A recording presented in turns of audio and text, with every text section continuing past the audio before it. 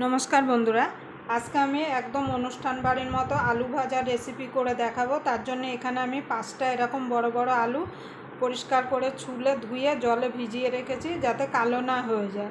आमी आगे थेके छुले निয়েছি, छोलाटा आपनादेर देखालाम ना, जानी आलू आपनारा सबाई छुलते पारेन। आमी आलू छोला दिए छुलेछि, आपनारा चाइले बटी दिएও आलूगुलोके छुले निते पारेन। और एखन किन्तु बाजारे आलूर दाम खूबই कम। এই টাইমে কিন্তু আপনারা এই আলু ঝিরিঝিরি আলু ভাজা ভেজে যে কোনো কৌটো করে আপনারা রেখে দিতে পারেন। মাসখানেক পর্যন্ত রেখে ডালের সঙ্গে খেতে কিন্তু অসাধারণ লাগে এই আলু ভাজাটা।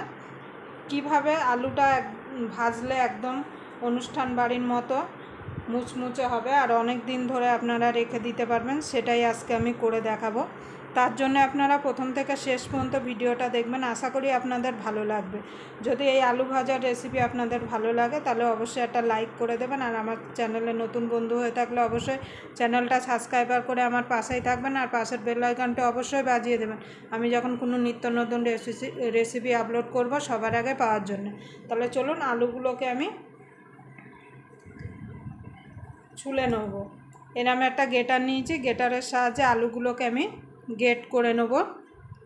এই যে মোটা দিকটা দেখছেন এই দিকটা দিয়ে কিন্তু করতে হবে, এই সরুটা দিয়ে করলে একদম সরু সরু হয়ে যাবে, তাহলে ভাজতে গেলে একটু কাদা কাদা হয়ে যাবে। আলুগুলোকে আমি একটা পাত্রে আগে তুলে নেব। দেখুন বন্ধুরা, আমি একটা থালায় তুলে নিয়েছি আলুগুলো। এবার একটা আলু আমি নিয়ে নেব, নিয়ে এই যে গেটারের সাহায্যে এই যে আলুটাকে এইভাবে লম্বা করে ধরতে হবে, ধরে এইরকম নিচ দিকে, এই যে নিচ দিকে এইরকম, মানে উপর নিচ করলে হবে না, শুধু এইভাবে নিচ দিকে মানে টান দিতে হবে, তাহলে দেখবেন এই যে এইরকম ঝুড়ি ঝুড়ি আলু ভাজা হয়ে যাবে। আর এই রকম জলের মধ্যে রেখেই করবেন, তাহলে দেখবেন আলুটা ছোলার মানে গেট করার পরে আর আলুটা কালো হবে না। এই যে এইভাবে শুধু নিচ দিকে টান দিতে হবে, এইভাবে, মানে খালি উপর নিচ করলে হবে না, তাহলে আলুগুলো কিন্তু খুবই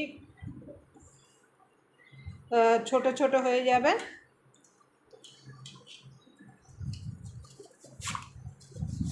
এইভাবে আলুগুলোকে নিচ দিকে টান দিয়ে নিতে হবে। এইভাবে সব আলুগুলোকে আমি গেট করে নেব। দেখুন বন্ধুরা, আলুগুলো আমি সব গেটার দিয়ে গেট করে নিয়েছি। এবার আলুগুলোকে আমি পরিষ্কার করে ধুয়ে নিয়ে আসব। আলুগুলোকে ততক্ষণ ধুতে হবে যতক্ষণ আলু থেকে একদম পুরো সাদা জল বেরিয়ে না আসছে। যত ভালো করে আলু ধোবেন তত কিন্তু আলু ভাজাটা মচমচে আর করকরে হবে। একদম অনুষ্ঠান বাড়ির মতো আলু ভাজা আপনারা বাড়িতেই বানিয়ে নিতে পারবেন। তাহলে আমি আলুটা পরিষ্কার করে ধুয়ে নিয়ে আসছি। দেখুন বন্ধুরা, আলুটা আমি পরিষ্কার করে ধুয়ে নিয়ে একটা স্ট্রেনারের উপরে দিয়ে দিয়েছি। এবার আলুটা জল ঝরা পর্যন্ত অপেক্ষা করব। আলুর ভেতরে যে এক্সট্রা জল আছে সেটা ঝরে যাওয়া পর্যন্ত। এই যে দেখুন, এইভাবে দিলে এক্সট্রা যে জল থাকবে সেই জলটা ঝরে যাবে। দেখুন বন্ধুরা, জলটা ঝরে গেছে। এবার এখানে আমি একটা তাওয়াল নিয়ে নিয়েছি।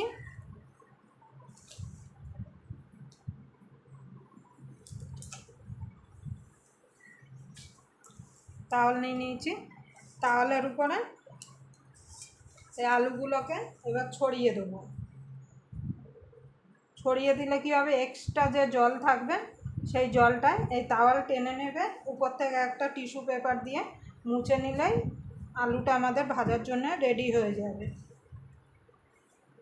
এইভাবে আপনারা আলু একবার ভেজে দেখবেন, আলু কিন্তু ভাজার পরে নরম হবে না। আপনারা 1 মাস পর্যন্ত যে কোনো একটা কৌটোর মধ্যে রেখে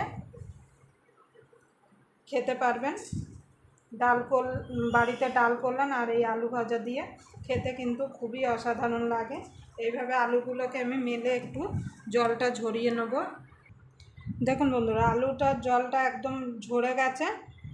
এবার আমি এরকম 2টো টিস্যু পেপার নিয়েছি। এবার আলুর উপর থেকে আলগা করে এইভাবে, জল ঝরে গেছে তাও এক্সট্রা জলটা এইভাবে দেখুন এইভাবে মুছে নেব। যত আলু ভালো করে মানে জলটা একদম শুকিয়ে নিতে পারবেন তত কিন্তু আলুটা ভেজে অনেক দিন পর্যন্ত আপনারা রেখে খেতে পারবেন। এইভাবে আমি জলটা ঝরিয়ে দেখুন বন্ধুরা, এখানে একটা থালা নিয়েছি, আবার থালার মধ্যে আলুগুলোকে তুলে নেব। দেখুন পুরো একদম জল ঝরে গেছে, একটু কিন্তু জল নেই। এইভাবে আপনারা জলটা ঝরিয়ে নেবেন বাড়িতে যখন এই আলু ভাজাটা বানাবেন।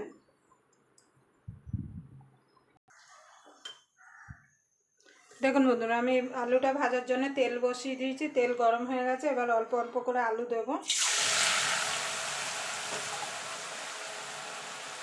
অল্প করে আলু দিয়ে কিন্তু ভাজতে হবে, বেশি করে আলু দিয়ে কিন্তু ভাজা যাবে না।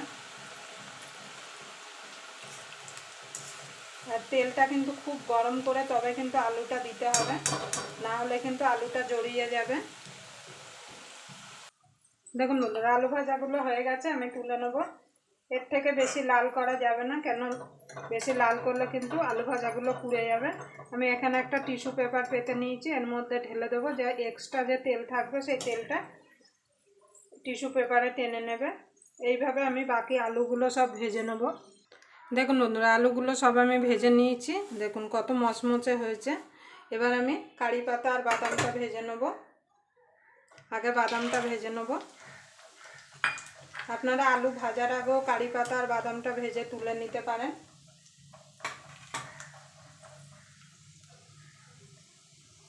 দেখুন বন্ধুরা, বাদামটা ভাজা হয়ে গেছে। বাদামের সঙ্গে 4টে শুকনো লঙ্কা ভেজে নেব। এবার আমি তুলে নেব।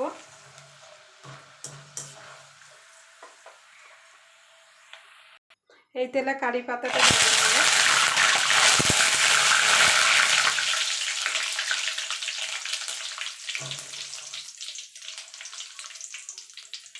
এবার গ্যাসটা নিভিয়ে দেবো।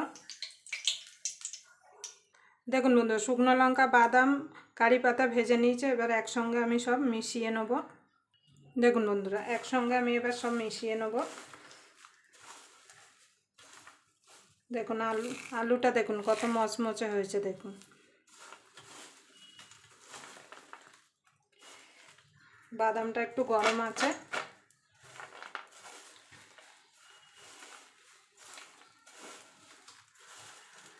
আবার আপনাদের সঙ্গে কোনো নতুন রেসিপি নিয়ে দেখা হবে। ততক্ষণ পর্যন্ত আপনারা ভালো থাকবেন, সুস্থ থাকবেন। আর এই আলু ভাজাটায় আপনারা কিন্তু নুন দেবেন না, নুন দিলে কিন্তু আলু ভাজা নরম হয়ে যাবে। এইভাবে আপনারা একটু ঠান্ডা হলে তারপরে একটা যে কোনো কৌটোর মধ্যে রেখে দেবেন, রেখে দিয়ে আপনারা খেতে পারবেন।